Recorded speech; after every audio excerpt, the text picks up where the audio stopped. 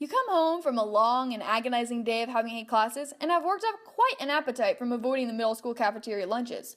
You are sitting up in your room chatting on AIM with your BFFNs, your best friends for now, when you hear a familiar voice coming from downstairs. Honey, dinner is ready. You cannot be any more excited. So what do? You practically slide down the stairs railing to get to the kitchen when you realize your mother has lied to you once again. Oh, the worst deception of our childhood. Today I'm going to be talking to you about deception, why it is so hard sometimes to detect a liar, and how verbal cues and nonverbal behaviors are not always the best tools when it comes to recognizing untruthful behavior. According to Ekman and Friesen, people believe that signs of deception should leak out through nonverbal behavior because our body language is something that is very hard to control and usually subconscious. While this idea does have some truth to it, it is a lot more complicated to pinpoint than just a look across your shoulder or fidgeting with your hands.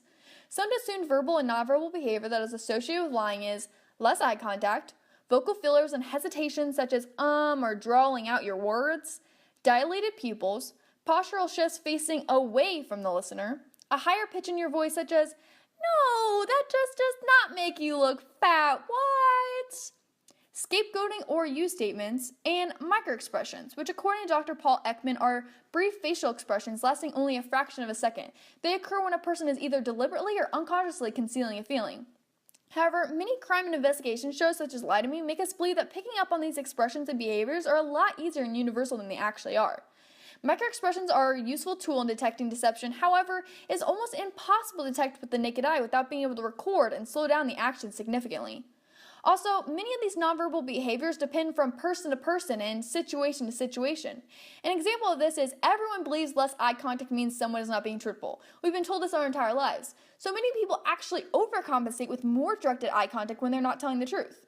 So why is it so hard to detect liars? Why is it so hard even with all the verbal and nonverbal cues we're taught to look for in social interactions? There are a number of reasons on both the deceptors and the target's end. From the perspective of the liar, the more planned a lie is and the more time you have to think to go over from the lie from beginning to end, the less likely nonverbal behaviors and microexpressions will be present, because the person is rehearsed and aware of everything they are trying to convey to the targeted audience. Many lies are automatic and effortless and result from no planning at all. Many of these are in the form of white lies.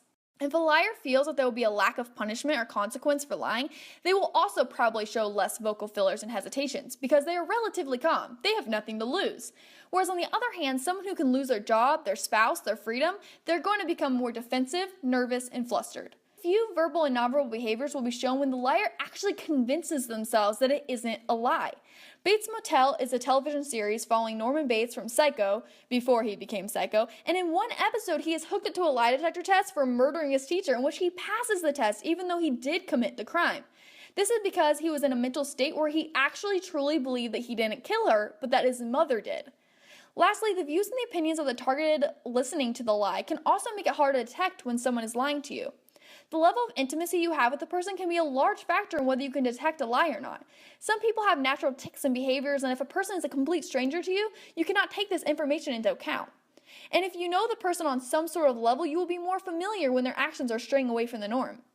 Along with this idea, even though recognizing deception is hard with complete strangers, the more you trust a person and the deeper intimacy you have with someone will actually make it even harder to detect a lie. So there's a fine line, as you can see. Heard of the term love is blind? Well, it's true. When you trust the person who is lying to you, such as a romantic partner, you're going to want to give them the benefit of the doubt, as well as only seek information that confirms outcomes that you want.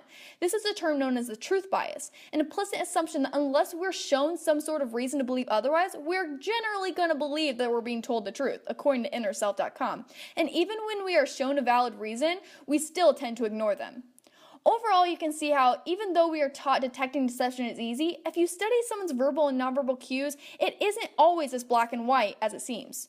The only way we can have deception, such as affairs and crimes, is because not only are we unlikely to detect the lies, but so are trained professionals as well. As humans, we want to believe people are honest. So the next time you are visiting home for the holidays and your mother says, "Honey, dinner is ready," you may think for a second that it isn't, but you're probably going to go rushing down the railing anyway.